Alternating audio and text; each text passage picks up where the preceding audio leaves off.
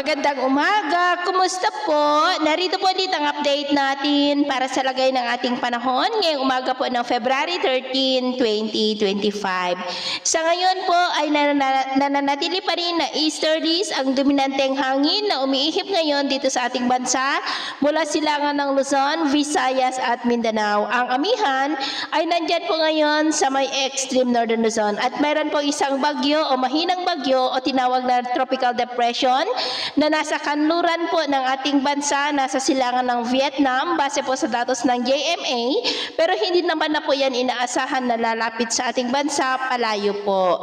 At sa ating long range forecast, consistent pa rin po na walang bagyo na namamataan, na tatawid po dito sa ating kalupaan for the next 2 weeks ay posibleng storm free po tayo.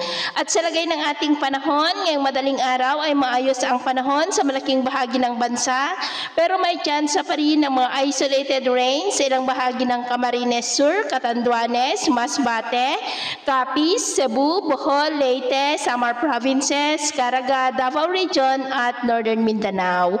At mamaya po ay sisikat ang araw sa malaking bahagi ng ating bansa, lalo na dito sa Luzon, pero may chance pa rin ng cloudy skies with isolated rain sa may Bicol Region, Samar Provinces, Leyte, Bohol, Cebu, Northern Negros, Capiz, Romblon, Caraga at Davao Region. At mamayang hapon, mas maraming lugar po ulit ang makakaranas ng cloudy skies with isolated rain sa may Northern Luzon, kasamang Metro Manila, Calabarzon, Bicol Region, Mimaropa, Kabisayaan at Caraga, kaya mag-ingat po tayo.